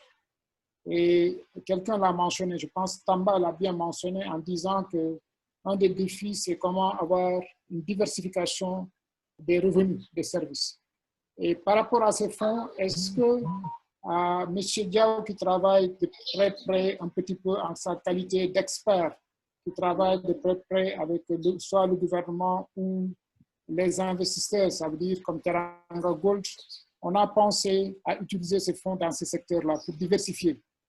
Parce que c'est comme à Gorée aujourd'hui. Nous travaillons à Gorée. Gorée dépend à 80% du tourisme. Mais on n'a pas essayé d'imaginer une île de Gorée sans tourisme. Donc, je pense que c'est là où se situe l'enjeu. Et l'enjeu, c'est de dire comment imaginer aussi quelque part par rapport à cette crise qui nous a frappé, qui nous frappe, d'imaginer Kédougou avec d'autres types d'activités comme Tamba, la diversification. Donc, voilà un petit peu ce que je voulais dire. Et de dire que c'est une série de webinaires pour nous. Il y aura des séries au niveau gouvernance, au niveau aussi paix et sécurité et autres, et voir comment aussi, sur la base de vos expertises idées, qu'on puisse alimenter un laboratoire de production de connaissances. Merci. Merci à tous. Merci, M. Dia. Je pense que maintenant, je vais donner la parole aux panélistes pour qu'ils puissent répondre à l'ensemble des questions. Je pense qu'on va continuer comme le même procédé. On va commencer par M. le secrétaire général, après M. Boubacar Tamba et par la suite M. Diaw. Merci.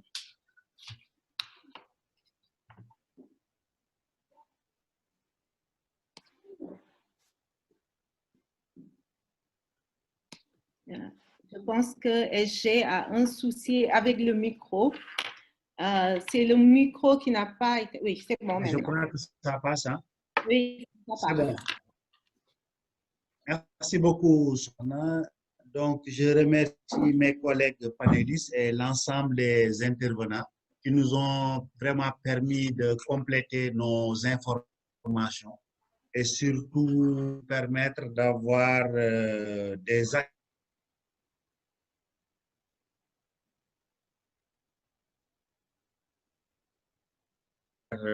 aux couches les plus vulnérables. Bon, pour Tamba, vraiment, nous avons été très contents de la remontée d'informations. Pour dire qu'effectivement, souvent, les politiques publiques ont besoin de remontées d'informations pour voir s'il y a lieu d'ajuster certains politiques, d'aller carrément vers telle direction. Donc, je crois que, comme il l'a si bien dit, effectivement, c'est des populations qui sont vraiment dans une certaine pauvreté. Et effectivement, quand la pandémie s'est déclenchée, M. Diaw a été l'un des premiers à parler de la faim. Comme c'est un Diawen, il a bien pu avoir cette perception-là pour dire.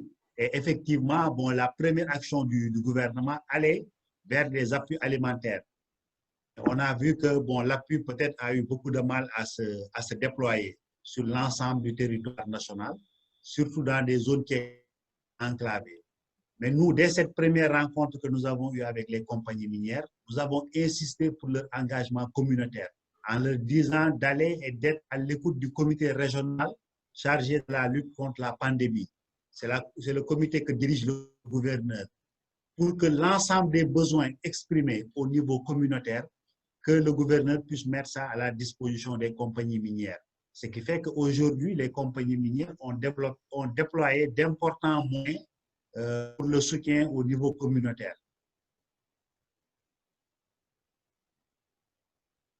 Surtout en distribution de vivres ou bien qui permettrait de pour la prévention.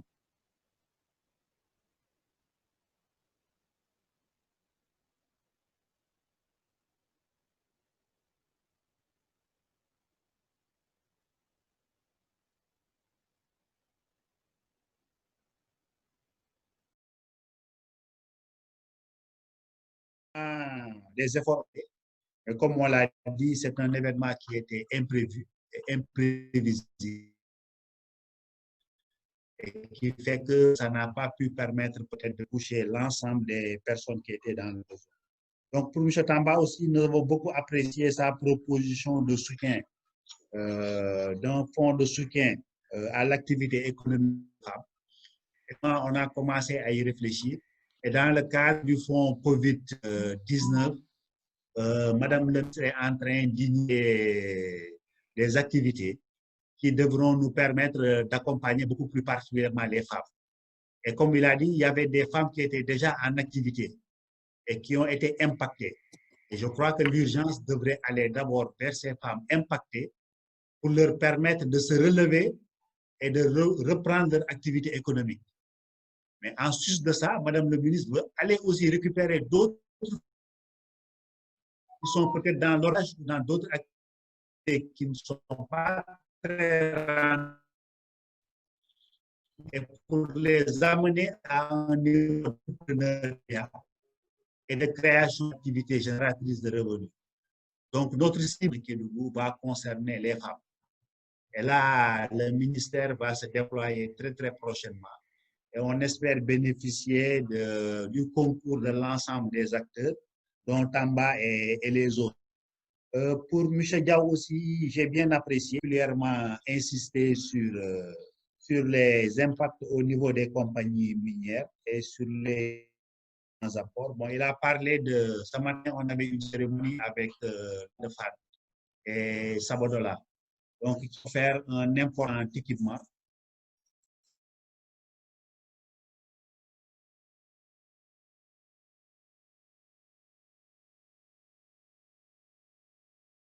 Qui peut même, après Covid, venir dans le traitement de maladies comme le cancer et autres. Donc, c'est un instrument extrêmement important.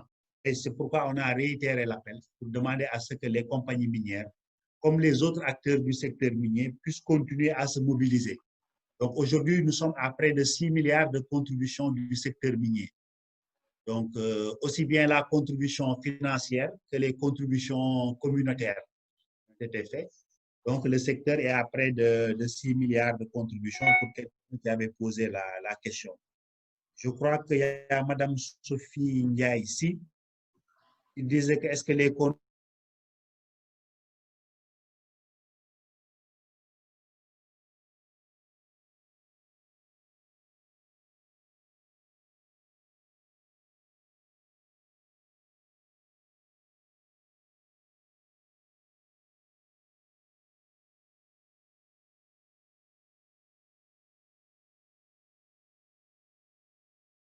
que nous, et Tambala, M. Tambala, il y a des femmes qui se disent qu'avec un tel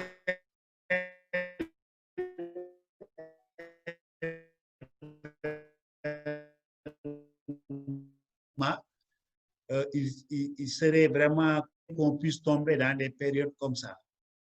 Et je crois que c'est l'une des grandes leçons que nous avons déjà retenues de cette pandémie, qu'aujourd'hui, il y a vraiment une exigence impérative de se réorienter vers d'autres activités génératrices de revenus.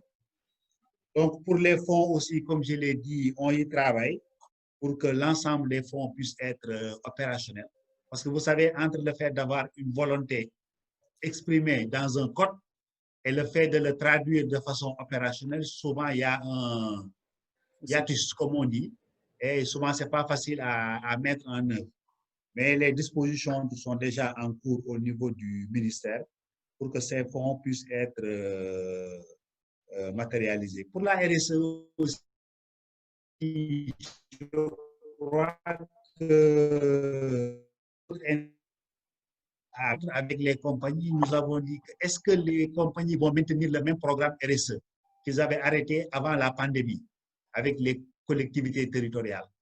Bon, nous les avons estimés qu'ils avaient la latitude de concert avec la collectivité territoriale concernée de réorienter la RSE. Parce qu'à un moment, il s'agissait vraiment de mettre l'accent sur la lutte sanitaire, mais aussi sur l'apport aux couches les plus vulnérables. Mais ce qu'on avait donné comme recommandation, c'est qu'on avait dit qu'il faut que toujours qu'il y ait une traçabilité. Même si des fonds sont réorientés vers d'autres programmes ou activités, il faudrait qu'à la fin, que nous puissions avoir une traçabilité des fonds qui ont été réorientés vers d'autres activités. Et comme on l'a dit aussi, je crois que c'était pour le premier trimestre, ce que peut-être Tamba a ajouté comme information. Il s'agirait de voir pour le reste de l'année, est-ce que les compagnies vont respecter l'engagement communautaire, à savoir investir la totalité des montants destinés à la RSE. Je crois que c'était les informations, les questions qui m'étaient posées. Je ne sais pas s'il y a une question à laquelle je n'ai pas répondu. Non, je pense que c'est déjà bien, monsieur le secrétaire général. Pour repenser la politique minière, ça aussi, comme j'ai dit, on n'a pas le choix. Aujourd'hui, on est condamné.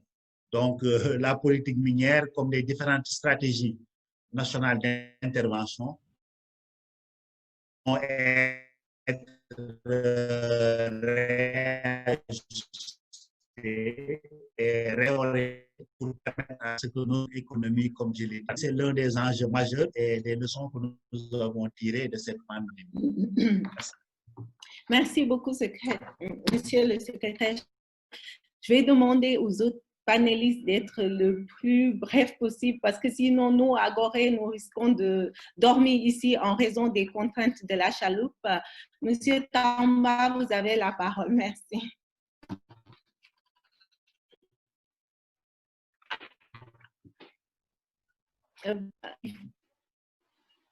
Vous m'entendez? C'est bon. Voilà, très bien, merci beaucoup. Dire bonjour à M. Doudja, le directeur exécutif de Gorée Institute. Et puis, dire seulement deux petites choses par rapport à la question de Sophie Ndiaye, je crois, qui parle de sécurité dans le site. Sokhna Ndiaye ici. Moi, j'ai l'habitude de dire aux gens que quand quelqu'un fait des efforts, il faut saluer ses efforts. d'énormes efforts ont été faits en termes de sécurité dans cette région de Kédougou. Il faut le reconnaître. Les zones frontalières ont été maillées avec des postes de police un peu partout. Il y a un groupement spécial de la gendarmerie qui opère aussi au niveau tout un escadron de presque 150 hommes. Et à côté de cela, il y a d'autres unités qui sont en train de se déployer dans cette région de Kédougou. Vous savez, à un moment donné, été soumise à beaucoup d'attaques armées. Donc tout cela s'est dissipé par une présence massive de forces de défense et de sécurité. Par rapport aux sites artisanaux d'exploitation, la difficulté, c'est qu'au niveau des pouvoirs publics, il y a 16 couloirs officiels qui sont définis dans la région de Kédougou.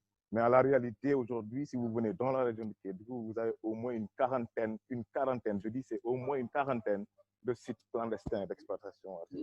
Ça pose problème. On ne peut pas redéployer les forces de défense et de sécurité le long de la frontière parce que la région de Kédougou partage plus de 150 km de frontière avec le Mali et la Guinée. Donc, ne serait-ce que pour cela, il y a énormément d'hommes qui ont été déployés pour un peu sécuriser cette secteur. Mais vouloir déployer tous ces hommes dans ce secteur, vouloir surveiller, si c'était que 16 couloirs officiels tels que, voilà, paraphés par le gouvernement, en dehors de ces 16 couloirs, il y a 40 sites d'orpaillage SM dans la région de Kédougou. Donc, on ne peut pas mettre au niveau de chaque site des hommes, ce n'est pas possible. Donc, c'est les populations qui doivent comprendre. Le cas de ces dames, il y a un poste de gendarmerie à Tenkoto. Bon, c'est un poste avec des éléments qui surveillent tant bien que mal toute la zone. Mais ces femmes, elles ont des heures, quoi. Elles sont introduites frauduleusement dans des heures vraiment impossibles. Voilà, même pour les sauver, ça posait problème parce que c'est criard. Ça aurait été en plein jour, peut-être que là, il y aurait moins de difficultés, mais nuitamment à des heures impossibles, 1 h, 2 h du matin, ça pose problème. Donc, je pense que les autorités vont prendre vraiment la mesure de cette situation pour essayer de pallier à cela. Et je pense que c'est dû un peu à cette situation vraiment d'arrêt des sites d'orpaillage. Comme le secrétaire général l'a dit, ils sont en train de réfléchir sur le redémarrage des opérations. Je réitère vraiment de procéder à cette radioscopie, qu'on puisse voir comment mieux organiser ce secteur pour que ça soit profitable à tout le monde. Il y ait moins de difficultés sur l'environnement, qu'il y ait moins de banditisme, moins de problèmes sanitaires, etc. Et ça va profiter à tout le monde. Donc, par rapport, je ne parlerai pas de reconversion. J'ai dit tantôt dans la stratégie de développement de Teranga, il y a un important axe agriculture. Le problème aussi, c'est que des difficultés à comprendre les communautés. Quand des gens font des efforts, s'il y a une convention, par exemple, avec la Sodefitex pour relancer la culture du coton dans un département de Saria qui était connu pour ça, quand on achète des tracteurs équipés, une dizaine, des motoculteurs, qu'on aménage des terres pour que ceux-ci n'ont pas envie d'aller cultiver quelque part. Et c'est là où l'État peut-être et la société civile doivent intervenir pour un peu sensibiliser aussi ces communautés, qu'elles sachent que l'activité durable, c'est l'agriculture, ce n'est pas les mines. Elles vont finir un jour. Merci beaucoup. Merci, M. Tamba. Je vais donner la parole présentement à M. Diop. Monsieur. Merci. Sornel, je sais que vous êtes très pressé, donc je vais devoir faire très vite.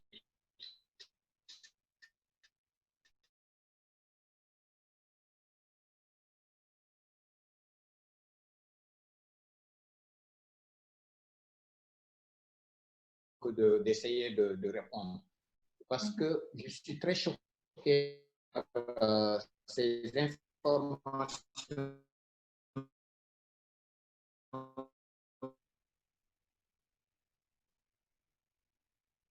reçues de Tamba. De essayer d'avoir une vision holistique, de prendre en compte tous les aspects de la chose, mais aussi surtout de se poser les bonnes questions. Pourquoi on peut mourir de faim actuellement à Kédougou et pas à Diourbel? À Diourbel, il n'y a que du sable. À Fatick, il n'y a que du sel. À Kédougou, il y a tous les bienfaits de la nature. La région, elle est verte. Pourquoi on meurt de faim là-bas? Est-ce que c'est lié à l'orpaillage? Alors, la question qu'on devrait se poser, qu'est-ce qui pose problème? En quoi est-ce que l'orpaillage pose problème ou l'exploitation minière pose problème? Au lieu d'amener des solutions, pourquoi l'orpaillage ou l'exploitation minière poserait des problèmes de cette nature à Kédougou? Je crois que ce sont des questions qui méritent d'être posées et il faut les poser avec la bonne approche. J'ai lu beaucoup de documents sur le secteur de l'orpaillage avec des recommandations qui sont très belles dans leur conception, mais dans leur mise en œuvre qui ne sont pas efficaces. Quand on dit sensibilisation, communication, information des orpailleurs, on a oublié de faire l'analyse des parties prenantes. Ce ne sont pas des gens qui sont venus, qui ont l'ambition de semer aujourd'hui et d'attendre 3 mois pour récolter. C'est des gens qui sont venus et qui sont attirés par l'appât du gain immédiat, qui veulent gagner tout de suite, beaucoup et maintenant. Et donc, si on fait toute la sensibilisation, toute la communication du monde, ça ne changerait pas ce type de profil. Alors, pourquoi l'autre question à se poser? Ce n'est pas des hommes qui meurent, c'est des femmes et des enfants qui meurent. Pourquoi? Donc, où va le produit de l'orpaillage? Est-ce que ce n'est pas les hommes qui en profitent au détriment des femmes? Qu'est-ce qu'il y a lieu de faire pour corriger cela? C'est autant de questions qu'il faut se poser. Je pense qu'il faut qu'on apprenne à avoir une vision holistique. Sinon, on va tout le temps, à l'issue des ateliers, des conférences, des séminaires auxquels je suis souvent invité, pour formuler des recommandations qui ne serviront absolument à rien. Quand je m'amuse à revoir tous ces documents, c'est pratiquement les mêmes recommandations qu'on est en train de répéter depuis des années et qui ne sont pas applicables. Donc, il faut qu'on s'arrête un peu et qu'on revoie tout ça et qu'on se pose les bonnes questions. Merci vraiment, M. Diao. Je ne sais pas si M. Tamba voudrait répondre. Ou bon, je voudrais juste... elle a parfaitement raison. Hein. Je pense que le cas de ces femmes décédées pour fête de famine, il faudrait revoir les choses parce que je pense que les hommes, des fois, ils prennent l'argent et ils utilisent autrement, etc. Bon, tout ça, on va le mettre dans un panier et je voudrais profiter de l'occasion pour remercier un peu Endal Afrique francophone, avec qui je suis sur le terrain, avec qui on est en train de se déployer dans cette région pour voir un peu les problèmes par rapport à cette COVID-19. Merci à tous et je pense qu'on se reverra très bientôt. Merci. Je pense qu'on est arrivé au terme de ce webinaire. Vraiment, merci beaucoup, chers panélistes, pour les communications et pour les échanges. Merci aux participants également d'avoir pris de votre temps pour contribuer à la réflexion. Il faut dire que le secteur extractif pose évidemment des défis et des enjeux pour en faire une gouvernance juste, transparente et surtout vectrice de développement. Le COVID-19 est une opportunité, je pense, en raison aussi, comme qui pourrait dire, de cette autarcie forcée de réfléchir aux stratégies et interventions. Et je pense que tout le monde, cette prise de conscience, elle est collective. Et je pense aussi que c'est une opportunité de repositionner les entreprises minières et les communautés et vraiment d'atténuer les effets sur les riverains. Je pense qu'à partir de maintenant, on peut se dire au revoir et vraiment quitter et à la prochaine. Merci beaucoup. Oui, je pense qu'on peut commencer à quitter. Il suffit juste le bouton qui se trouve en bas de l'écran d'appuyer dessus. Merci beaucoup. Au revoir. Merci beaucoup. Allez, à la prochaine. À la prochaine. Merci encore. Félicitations. Ouais. C'est gentil. Merci, au revoir à tous.